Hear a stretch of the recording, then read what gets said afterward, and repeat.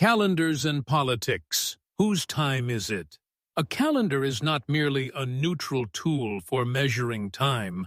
It is also a direct expression of ideology, authority, and identity. Questions such as how time should be measured, which moment is considered the beginning, and which days are sacred, ultimately ask, who defines time? Throughout history, many political regimes have reshaped calendars as part of broader social transformations. The French Revolution, the Soviet Union, and Republican Turkey stand out as key examples where calendars were used as instruments of ideological reform. French Revolutionary Calendar, illuminating time. The French Revolution of 1789 was not only a change of government, but a wholesale rejection of the old order. To diminish the Church's influence, erase monarchical traces, and build a society rooted in Enlightenment principles, even the measurement of time was transformed. The French Revolutionary Calendar, adopted in 1793, used September 22, 1992, the date of the Republic's proclamation, as its epoch. This date was aligned with the autumnal equinox, establishing a rational connection between nature and time. The year was divided into 12 months of 30 days each. Weeks were replaced with 3 10-day decades, eliminating the traditional 7-day week and the religious significance of Sundays. Month names reflected nature: Vendémiaire, harvest; Brumaire, fog; Frimaire, frost; germinal, sprouting, and so on. Each day was named after a plant, tool, or animal, replacing saints' days and reinforcing a secular time perception. Practical usage, however, proved difficult. Habits were hard to change, and the calendar created confusion in international relations. With Napoleon's rise, the calendar was officially abandoned in 1806. Yet, the French Revolutionary Calendar remains a striking example of how ideology can reshape the very structure of time. Soviet calendar, labor time, secular time. Following the Bolshevik Revolution, the Soviet Union sought to reorganize time according to revolutionary ideology. Initial reforms involved adopting the Gregorian calendar to align scientifically with Western Europe. The radical transformation came in 1929, when the traditional 7-day week was abolished to increase production efficiency and disrupt religious practice. A 5-day week, called Neprerivka, continuous work week, was introduced. Each person received a rest day on a rotating schedule, preventing the entire society from resting simultaneously. This disrupted family life, social cohesion, and religious observances. In 1931, the system shifted to a 6-day week, but the objective remained: to break traditional and Western temporal patterns. These reforms caused significant societal confusion and dissatisfaction.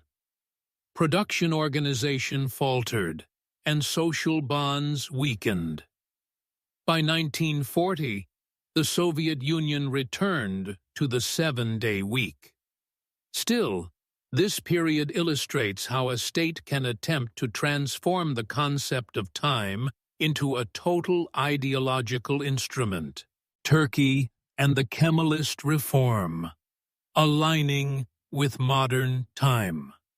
After the establishment of the Republic, Turkey undertook reforms that included changing the calendar. The Ottoman Empire had used the Hijri and Rumi calendars, rooted in Islamic and fiscal systems, to achieve scientific, economic, and diplomatic alignment with the West. A universal system was needed. On January 1, 1926, the Gregorian calendar was officially adopted. This change was more than a technical adjustment. It symbolized Western orientation, modernization, and secularization. The clock was reorganized to a 24-hour system. The weekend was set on Sunday, and the Gregorian year was applied across education, official correspondence, and public life. Through Kemalist reforms, redefining time also reshaped daily life habits. Measuring time became a form of civic identity. Modernization was thus inscribed not only in law or language, but also in the mental and social frameworks of citizens through the calendar. Digital time, the transformation of calendars. Traditional calendars, once represented on physical media, stone tablets, papyrus scrolls, printed calendars, began a profound transformation in the latter half of the 20th century as timekeeping shifted to digital platforms. This change reshaped not only the form of calendars, but also our perception of time, daily routines, and interaction with information technologies. Today, calendars are no longer mere charts marking days.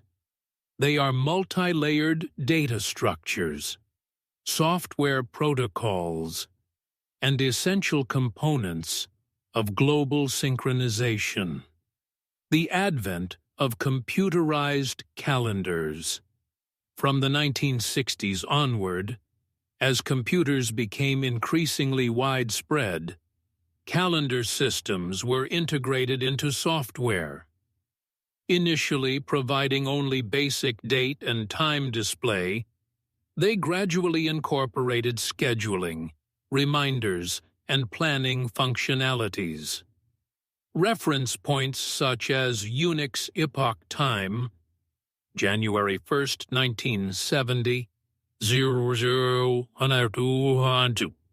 UTC, established standards for software-based date calculations. In this context, the calendar shifted from a visual interface to a data model. For computers, a calendar became a complex data object encompassing date, time, time zone, recurrence rules, and locale-specific adjustments. This perspective enabled the development of digital organizer software. Platforms such as IBM's Lotus Organizer, Microsoft Outlook, Apple iCal, and Google Calendar from the 1990s onward transitioned personal and professional time management into the digital realm. International standards and interoperability. Digital calendars demanded global standardization. ISO 8601 introduced a universal date-time format based on year-month-day sequencing, enabling historical data to be machine and human-readable alike. One of the most critical interoperability protocols is iCalendar, ICES, which allows calendar events to be shared seamlessly across applications. For example, a Zoom meeting scheduled in Outlook can be exported to Google Calendar in the same standardized format. This interoperability relies on treating the calendar not as a visual tool, but as a structured database. cloud computing, and mobile access. With the rise of cloud computing in the 2000s, calendars became device-independent, linked to user identity rather than a specific machine. Services like Google Calendar allow users to access, modify, and share calendar data from anywhere in the world on any device. Time, in this context, became both an individual and a collaborative resource. Calendar systems now handle multi-layered functions, meeting scheduling, task management, project tracking, and resource allocation. Integration with email, messaging, CRM systems, and video conferencing platforms enables seamless coordination. For instance, creating a Google Calendar event can automatically generate a Zoom link, send participant reminders, and check for schedule conflicts.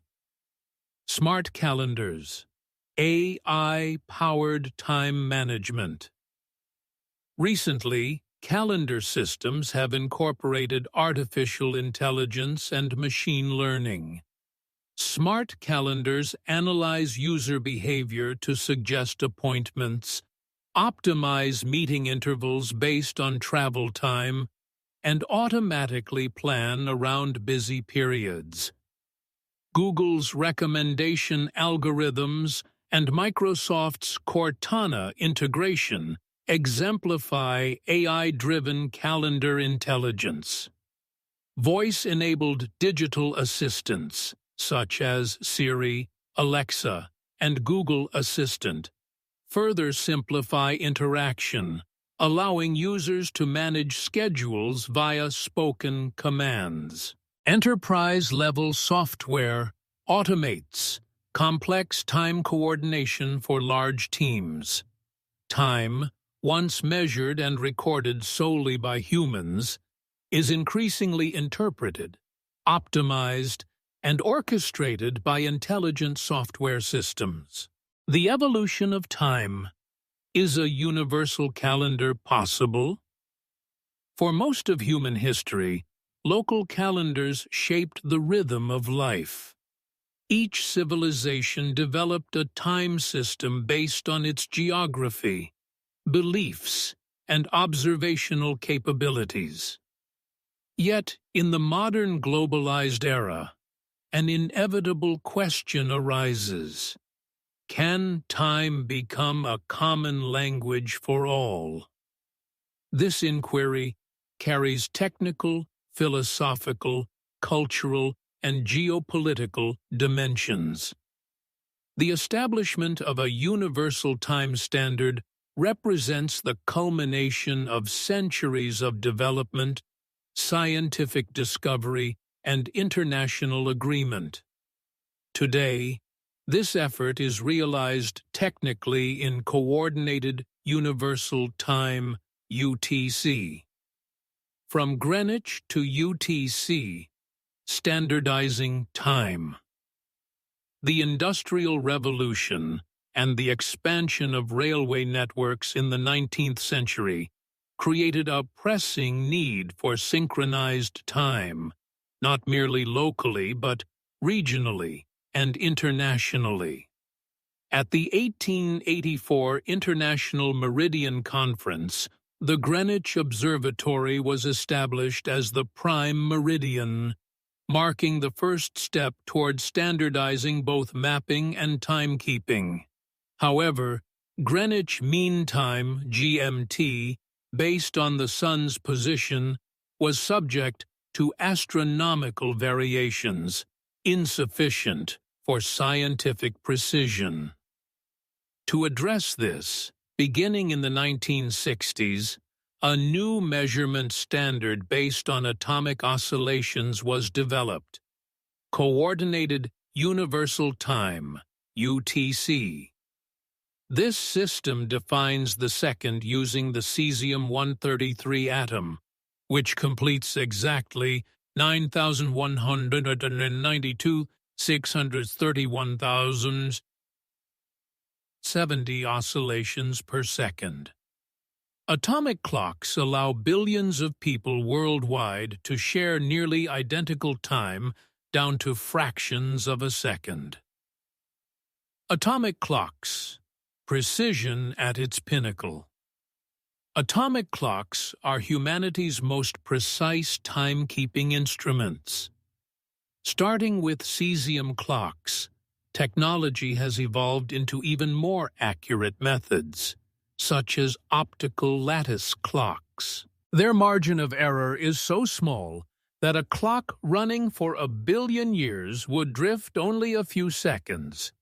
Today, GPS networks, internet servers, financial systems, and telecommunications rely entirely on this precision. This level of accuracy represents not only a technical achievement, but also the creation of a universal temporal infrastructure. Atomic clocks are maintained at designated centers and coordinated by the Bureau International des Poids et Mesures, BIPM, ensuring that UTC operates as a single, continuous, global time reference. Time zones, daylight saving, and the limits of universality. Despite UTC's scientific precision, global time remains influenced by political and cultural factors. The world is divided into roughly 24 time zones, which nations can adjust according to policy. Some countries use daylight saving time, while others do not. China applies a single time zone across its vast territory, whereas Russia spans multiple zones. These practices demonstrate the gap between technically feasible universal time and socially implemented time. Furthermore, date formats, week start days, Sunday or Monday, and religious holidays continue to vary culturally. Timekeeping involves a form of temporal diplomacy, balancing historical and cultural identity with universal standards. Debates on a universal calendar. Despite these differences, digital synchronization and global infrastructures make the notion of a universal calendar increasingly feasible. Space exploration, global data centers, cybersecurity frameworks, and international scientific projects all require uniform time measurement. Spacecraft on Mars or particle collisions at CERN depend on universal rather than national time standards. Nevertheless, calendars are not merely technical tools. They are cultural instruments. While a universal calendar is technically achievable, replacing traditional systems requires social acceptance and the reconfiguration of historical identities. In this sense, the evolution of time involves not only standardization, but also the coexistence of multiple temporal perceptions in today's interconnected world. Suggested visual concepts for this section. Stonehenge aligned with the sun, highlighting its astronomical and calendrical function. B. An ancient Mesopotamian sundial showing early solar timekeeping. C. A Byzantine mechanical sundial and calendar device. D. Classical sundials illustrating shadows as indicators of time in historical contexts. We have traced the journey of time, from stone tablets to digital screens. Measurements that began with the sunrise, cycles written by the light of the moon, calendars of emperors, clocks of revolutions, and the flawless synchronization of the digital age all converge in a single human endeavor: to understand and master time. Today, while different calendars still persist across the world, we converge within a shared time zone. This shows that time is not merely a measure.